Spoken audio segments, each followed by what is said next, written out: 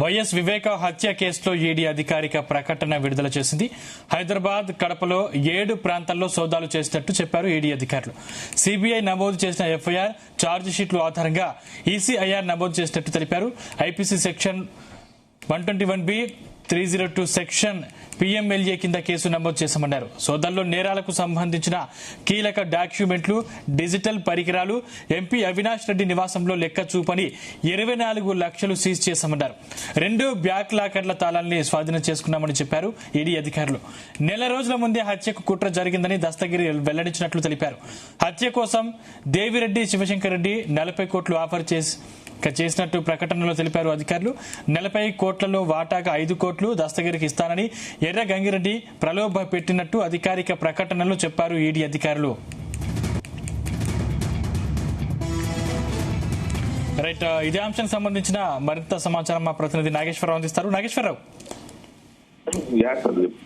ఆంధ్రప్రదేశ్ రాష్ట్రంలో కీలకంగా జరిగిన వైఎస్ జగన్మోహన్ రెడ్డి, మాజీ ముఖ్యమంత్రి, వైఎస్ఆర్సీపీ ఆ పార్టీ అధినేత జగన్మోహన్ రెడ్డి బాబాయ్ అయినటువంటి వివేకానంద రెడ్డి హత్య కేసులో ఈడీ అయితే ఆ దూకుడు పెంచిందని చెప్పుకోవాలా. ముఖ్యంగా దర్యాప్తు ఒక కీలక దశకి చేరుకుంది అని అంటే అవుననే చెప్పుకోవాల్సిన పరిస్థితి వచ్చింది. ముఖ్యంగా దాదాపు ఆగస్టు 21, 2026న ఈ కేసుకు సంబంధించి కేసులో ఒక కీలక మలుపు తిరిగింది అని అంటే ఖచ్చితంగా అవునని చెప్పుకోవాలా. ముఖ్యంగా ఈడీ దృష్టి హత్య వెనుక ఆర్థిక లావాదేవీలు, డబ్బు ఎక్కడి నుంచి వచ్చింది, ఎక్కడికి వెళ్ళింది, ఎవరెవరికి చేరింది అనే అంశాలపై ఈడీ దృష్టి పెట్టిన పరిస్థితి ఉంది.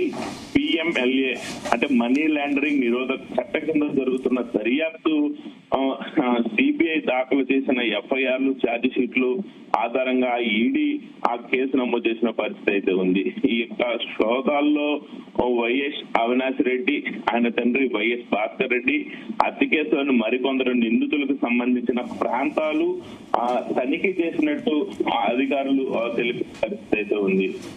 24 లక్షలు లెక్క చూపని నగదు, 2 లాకర్ తాళాలు, డిజిటల్ పరికరాలు, కీలక పత్రాలు స్వాధీనం చేసుకున్నట్టు కూడా ఈడీ వర్గాలు తెలిపిన పరిస్థితి ఉంది.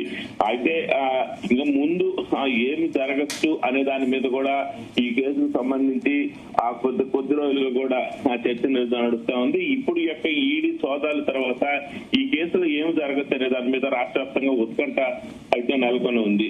ముఖ్యంగా ఆ ఈడీ సోదాలు చేశారంటే వెంటనే అరెస్టా లేదా హత్య కేసులో కొత్త నిందితులు ఖరారయ్యాడని అనుకునే అర్థం వస్తుందా అనేది మొత్తానికి తెలుసు. మరి కొంతమంది ఈ కేసులో నిందితులుగా చేసే అవకాశం ఉండే అవకాశం కూడా కనబడతా ఉన్న పరిస్థితి ఉంది.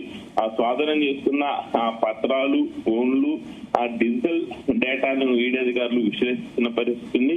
బ్యాంకు ఖాతాలు, ఆస్తులు, నగదు లావాదేవీలకు సంబంధించి కూడా పరిశీలిస్తున్న పరిస్థితి ఉంది. డబ్బు హత్య కుట్రకు సంబంధించి ఉందని ఆధారాలు లభిస్తే ఆ సంబంధిత వ్యక్తులను ఈడీ విచారణకు పిలిచి విచారించి మరొకసారి అరెస్టు చేస్తారా లేకపోతే విచారణను కోర్టుకు సమర్పిస్తారా అనేది కొంత తెలియాల్సిన పరిస్థితి. ముఖ్యం మనీ లాండరింగ్ సంబంధించిన ఆధారాలు బలపడితే ఆస్తుల అటాచ్మెంట్, తిరుపతి మనీ లాండరింగ్ చట్ట కింద చర్యలు వంటివి చట్టపరంగా సాధ్యమయ్యే అవకాశాలు ఉన్న నేపథ్యంలో వారిని ఏం చేస్తారనేది క్వశ్చన్ మార్క్ ఉన్న సమయం ఉంది.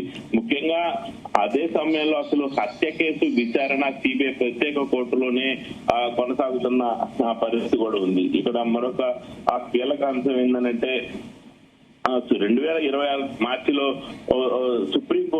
సుప్రీంకోర్టు సునీత నర్రారెడ్డి దాఖలు చేసిన మరింత సిబిఐ దర్యాప్తు నిందితులకు బెయిల్ కు సంబంధించిన పిటిషన్ కూడా కొట్టేసిన పరిస్థితి. జులైలో సిబిఐ కూడా తమ దర్యాప్తు పూర్తి అయిందని, ఇంకా అదనపు దర్యాప్తు అవసరం లేదని కూడా ఆ కోర్టుకు తెలిపిన పరిస్థితి ఉంది. ముఖ్యంగా ఇప్పుడు ఈడీ దర్యాప్తు ప్రత్యేక ప్రాధాన్యత సంతరించుకోవడంతో హత్యకు సంబంధించిన ఆర్థిక కోణంలో కొత్త ఆధారాలు బయటపడతాయనేది ప్రధాన ప్రశ్న అయితే ఇప్పుడు ఉత్పన్నమవుతున్న పరిస్థితి అయితే ఉంది. ముఖ్యంగా ఈ యొక్క ఈడీ అవినాష్ రెడ్డి అలాగే వాళ్ళ అవినాష్ రెడ్డితో పాటు తండ్రి భాస్కర్ రెడ్డి హత్య కేసులోని మరొక నిందితులకు సంబంధించిన ఈ యొక్క కేసుకు సంబంధించి ఈడీ వెతకటంతో ఒక పక్క రాజకీయంగా ఇటు వైఎస్ఆర్సీపీ పార్టీలోను అటు టీడీపీ కూటమిలోను మొత్తంగా ఒక రాజకీయ వేడి, ఒక కొత్త వేడి సంతరించిందని చెప్పుకోవాలి. ఈ నేపథ్యంలోనే రాబోయే 2-3 నెలల్లో ఎలక్షన్ కి సంబంధించిన నోటిఫికేషన్ కూడా రిలీజ్ అవుతున్న నేపథ్యంలో ఈ యొక్క ఎఫెక్ట్ రాబోయే ఎన్నికల్లో ఏమన్నా స్థానిక సంస్థల ఎన్నికలకు సంబంధించి ఏమన్నా పడతాయా అనే దాని మీద ఉంది. ముఖ్యంగా 24 లక్షలు లెక్క చూపిన నగదు, 2 లాకర్ తాళాలు, కీలకమైన పత్రాలు, డిజిటల్ పరికరాలు వీటన్నిటిని కూడా స్వాధీనం చేసుకున్న నేపథ్యంలో ఏం జరుగుతుందనే దాని మీద అయితే పెద్ద ఎత్తున ప్రశ్న ఉత్పన్న అవుతున్న పరిస్థితి అయితే ఉంది. Right, thank you Nageswararao.